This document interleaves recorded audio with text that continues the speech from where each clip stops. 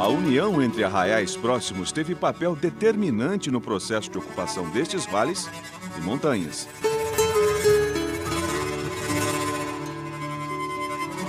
Época em que a rota usada na extração do minério influenciou o uso do espaço físico urbano e de como ele se desenvolveu. Dois grandes arraiais se formaram, o Arraial de Antônio Dias e o Arraial do Ouro Podre. E com o crescimento das comunidades e dos povos, da comunidade escrava que viera para trabalhar na exploração do ouro, esses arraiais quase que se encontravam. E outros pequenos se formavam, basicamente com a comunidade indígena e com homens mais abastados, mais ricos, que compravam grandes terrenos para colonizar, para dar para os seus colonos. Ou seja, homens que vinham, brancos e negros, com a função de trabalhar na mineração. Na lista de responsáveis por este crescimento estão os aventureiros. Gente que chegou aqui atraída pela esperança de fazer fortuna em terras mineiras. E a notícia se espalhou por toda a Europa, pelo mundo inteiro, e milhares de nações vieram para cá, inclusive da Arábia e do Oriente, e deixaram aqui as suas características artísticas e arquitetônicas. Mas foi exatamente esta vocação para produzir riquezas que despertou a cobiça da coroa portuguesa. Tanto que o próprio imperador Dom Pedro I mandou elevar a condição do povoado várias vezes. Em 1711, este lugar onde o ouro brotava dos riachos e se alojava nas encostas, recebeu um nome à altura, Vila Rica. E até o fim do século seguinte sustentou uma inquestionável liderança econômica na região. A vila famosa, que até então havia sido sede da nova capitania e da província, foi também capital do estado. Mas o declínio do garimpo no final do século XVIII trouxe ainda mais isolamento a esta cidade, já circundada por vales e morros. Minas Gerais passava a ter outra capital. O reordenamento territorial encerrou uma longa e turbulenta fase de conflitos que se espalhou pela região, feito uma doença contagiosa, a febre do ouro.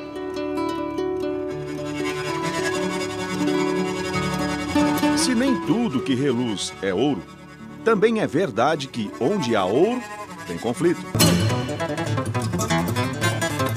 O controle de reservas, reconhecidamente ricas em jazidas minerais, garantia lucro e posição de prestígio na comunidade. Mas a disputa por poder foi o estopim para batalhas memoráveis. Como em 1708, quando o atrito entre garimpeiros paulistas e forasteiros atingiu o ponto mais crítico. O confronto entrou para a história e ficou conhecido como a Guerra dos Emboabas.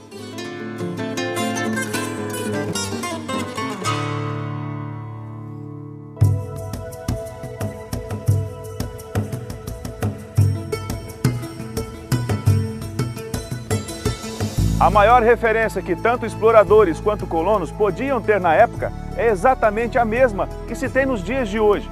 Bem-vindos ao Pico do Itacolomi, um gigante que está a mais de 1.700 metros acima do nível do mar e onde as temperaturas podem se aproximar de 0 grau.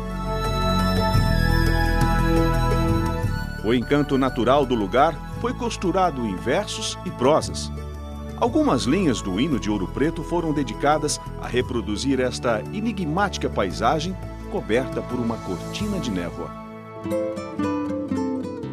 A névoa que cobre a rocha do mais brando e puro véu, quando a manhã desabrocha, é um beijo que vem do céu.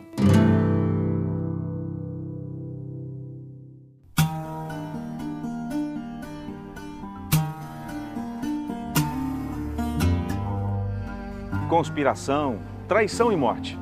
Assim foi escrita uma das passagens mais importantes da história de luta pela independência travada no Brasil.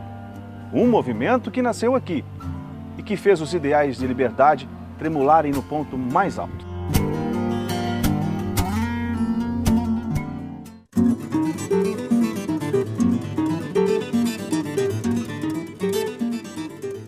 Se os ideais de independência pudessem ser transferidos para um único símbolo, seguramente se projetariam neste aí, uma bandeira. Ela foi criada no século XVIII para marcar o início de novos tempos, a chegada de um governo republicano. A menor ideia de fazer da antiga colônia portuguesa uma nação livre era tida como um ato subversivo, e ninguém naquela época esperava que fosse diferente. Por isso, nem passava pela cabeça dos revolucionários discutir os planos abertamente nas ruas. Os encontros eram sempre fechados e sigilosos, geralmente nas inúmeras tavernas de Ouro Preto ou nas casas dos participantes. Casas como esta aqui. Mas os conspiradores tinham um desafio: ganhar o apoio popular. O cenário mais favorável a isto já se desenhava. A produção de ouro minguava nas minas, enquanto Portugal ficava com fatias cada vez maiores de impostos. A conspiração fracassou depois que um dos rebeldes traiu o movimento. Todos foram presos e somente o líder foi condenado à morte. Joaquim José da Silva Xavier, o Tiradentes, foi enforcado publicamente por ordem da rainha Dona Maria I. Nascia ali um novo mártir da independência. O menino Joaquim José da Silva Xavier, que ficou órfão aos 11 anos de idade, teve seus sucessores condenados a se criarem sem pai e a viverem na clandestinidade. Aos eventuais herdeiros de Tiradentes, foi negado até mesmo o direito de sustentar o sobrenome do revolucionário, sob pena também de serem alvos de perseguição. O homem que perdeu a vida lutando para ser livre nunca se entregou ao casamento. Mas Tiradentes teria tido filhos? O mistério sobre esta possibilidade foi tema de muitas pesquisas. A dúvida acerca do assunto, em parte, se deve à oferta de registros, que praticamente inexistia naquela época. O outro motivo tem relação com a pena imposta ao líder inconfidente. A coroa portuguesa não só levou Tiradentes à forca, como também o condenou à perseguição, mesmo depois de sua morte. Mandaram demolir a casa onde ele morou e declararam infames todos os seus descendentes. O próprio tempo se encarregou de recontar a história, e Tiradentes passou de vilão a herói nacional. Hoje o apelido do Marte virou sobrenome para muitos mineiros. Famílias inteiras sustentam a crença de que tenham herdado o sangue do mito.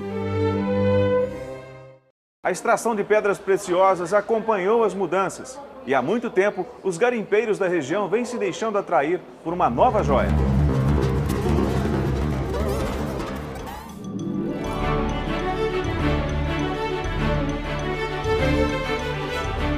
Para ofuscar o ciclo dourado que findava, só mesmo um brilho como este, produzido por cristais de topázio. Entre as variedades está o tipo mais raro, o imperial. A pedra encontrada na cabeceira de córregos e ribeirões forma depósitos de até 150 km² de área, o que faz da região de Ouro Preto a única reserva natural de topázio imperial em todo o mundo. A gema extraída em escala comercial abastece joalherias daqui e do exterior. A produção do minério ainda mantém viva a tradição de transformar pedra bruta em joia fina.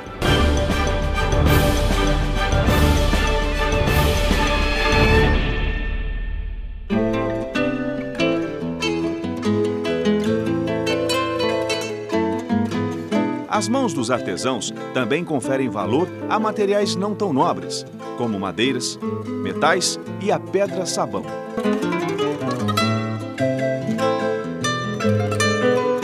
Os objetos criados na comunidade refazem o caminho inverso percorrido pelos colonizadores. As peças desejadas por colecionadores norte-americanos também desembarcam no continente europeu. E assim, Ouro Preto molda o próprio método de conquistar uma nação. O sobe e desce destas ladeiras abrem caminho para uma viagem no tempo e na história. O contato com a demanda sempre crescente de turistas aquece a economia de Ouro Preto.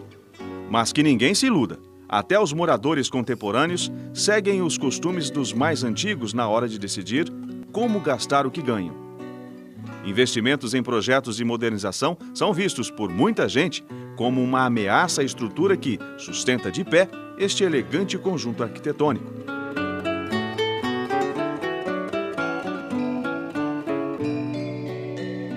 Palco que consagrou Antônio Francisco Lisboa, ou Aleijadinho. Um gênio da arte que era filho de um português com uma escrava e que foi capaz de produzir relíquias como estas.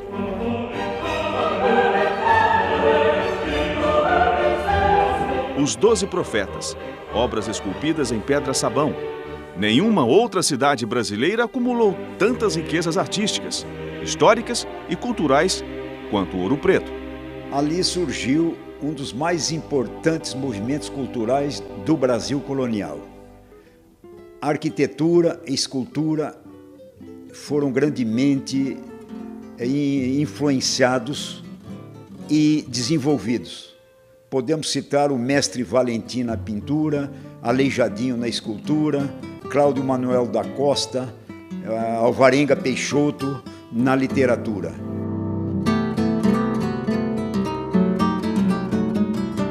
Qualidades que o mundo reconheceu. Ouro Preto, patrimônio cultural da humanidade. Para todos nós, brasileiros, uma joia de valor inestimável.